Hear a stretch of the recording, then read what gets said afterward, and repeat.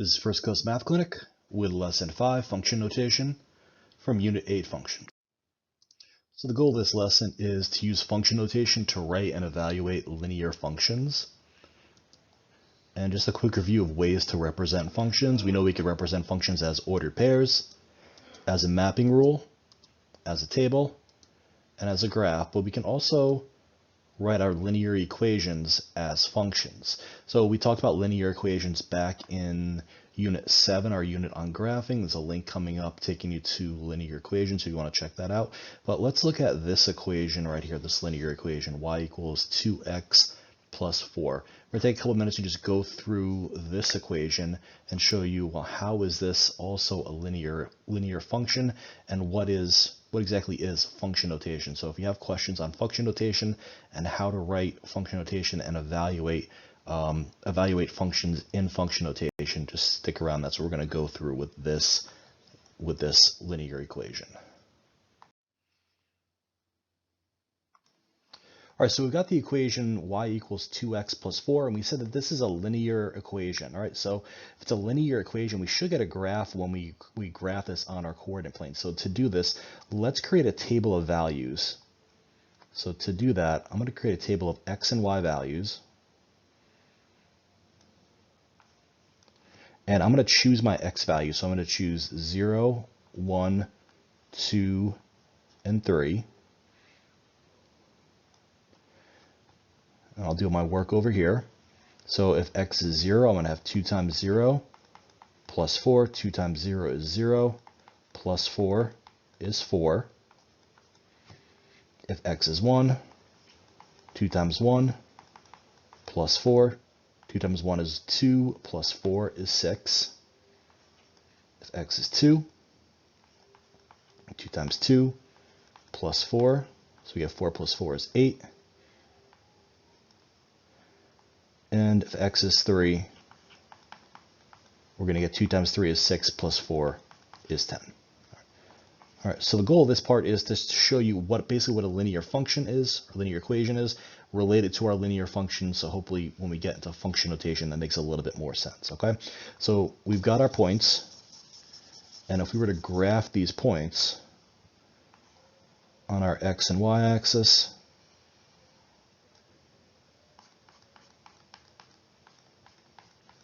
so here's our x-axis, here's our y-axis. We've got 0, 4, 1, 6, 2, 8, and 3, 10.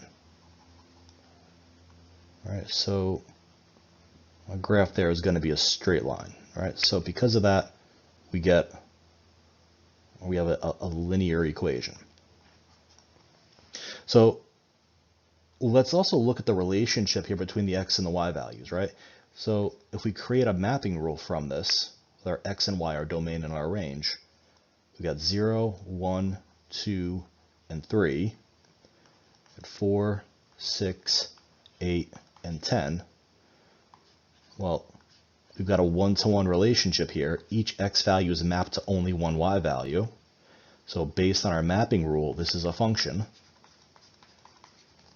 And if we look at our graph, right, well, this graph passes the vertical line test. It only passes at one point. So this relationship, we showed in two different ways, is a function, right? So this graph, or this equation, is the equation that's going to give us a function, right? So how do we say specifically that this equation, this linear equation, is also a function? So here's how we're going to do that. So let's clean this up a little bit because we don't need all this stuff.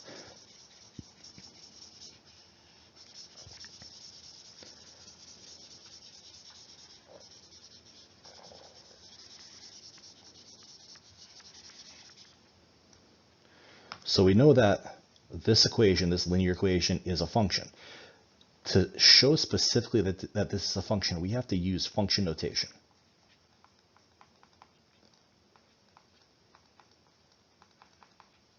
And when we use function notation, we're going to replace our y with a specific notation, and that notation is going to be f, and then in parentheses, x.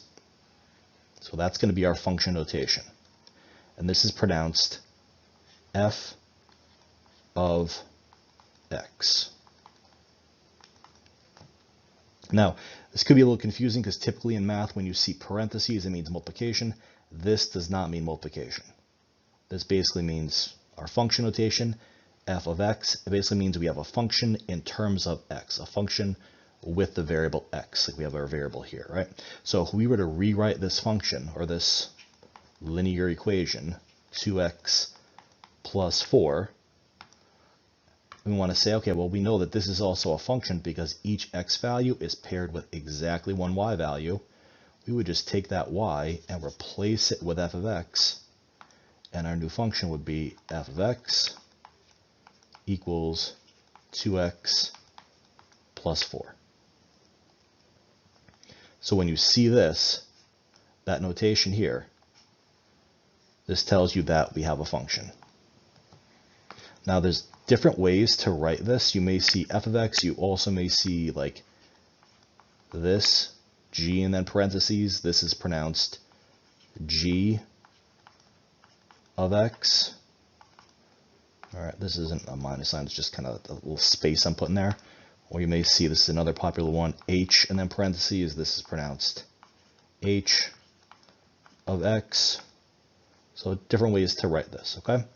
So let's evaluate this function f of x using, or written in function notation. Let's do some more examples. So let's evaluate f of x equals 2x plus 4. And I want to evaluate this at, let's see,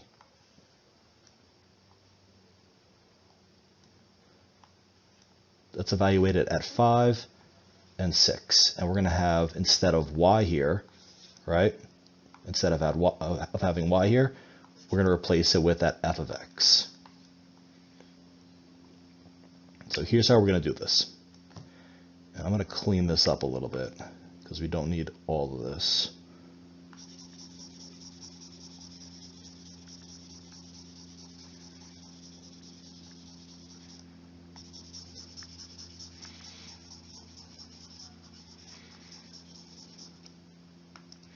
So our function is f of x equals 2x plus 4. Remember, to show it's a function, all we did is replace that y with our function notation f of x. So I want to find f of 5. So I'm going to replace everywhere in my function, everywhere I see an x, I'm going to replace it with that 5.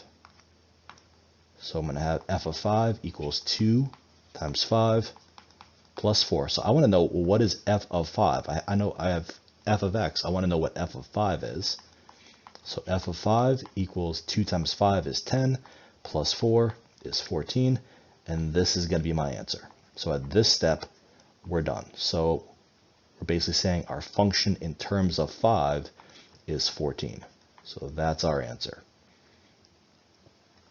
Our next one would be f of 6. So we're going to take 6 now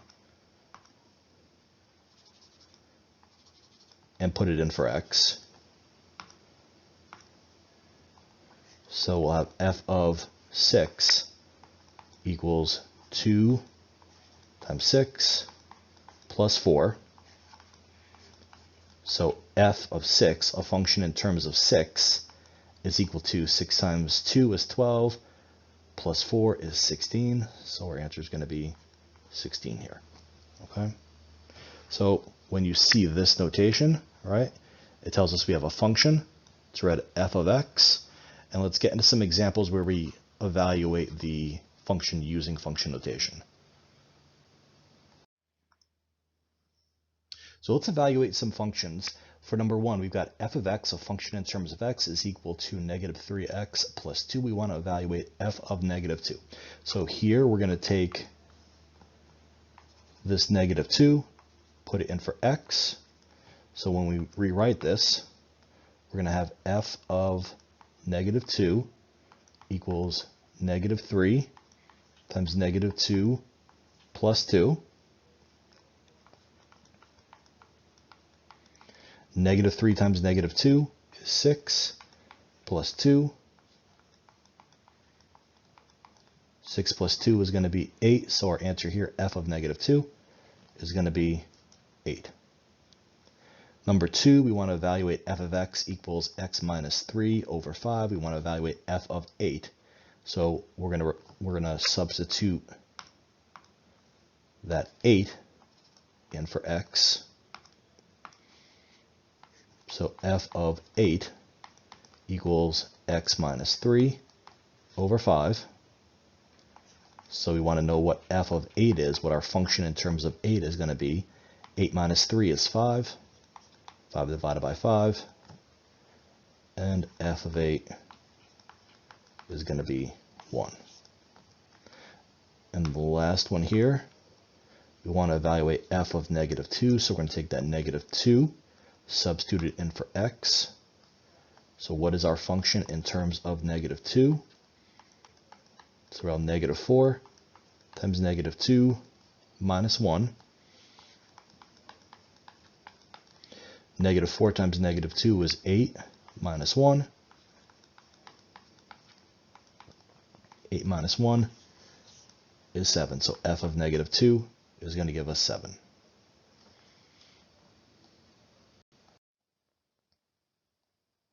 So when we're working with functions, we could also solve for x if we know the value of f of x. So in this example, we know f of x is equal to 16. So it's like we know this entire larger quantity here, f of x, right? That was our y in our linear equation. And we want to solve for x. So we're basically just going to replace f of x with 16 and then solve for x. So we'll have 16 equals 2x plus 6 minus 6 minus 6. 10 equals 2x, divide by 2, and x equals 5. Let's do a couple more examples where we're working backwards and solving for x.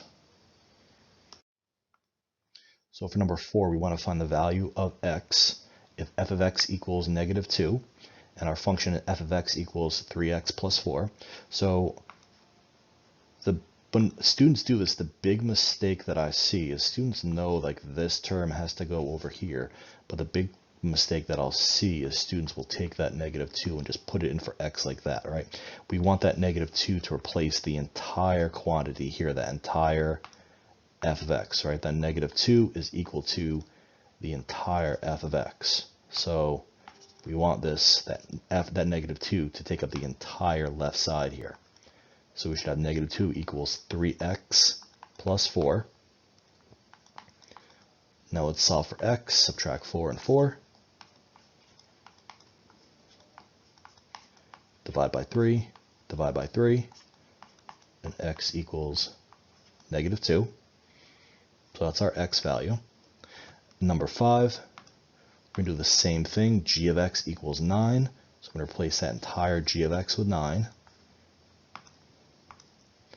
So I'm going to have 9 equals negative 2x minus 5.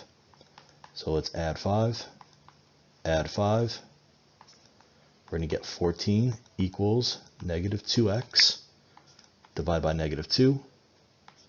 Divide by negative 2. And we get x equals negative 7.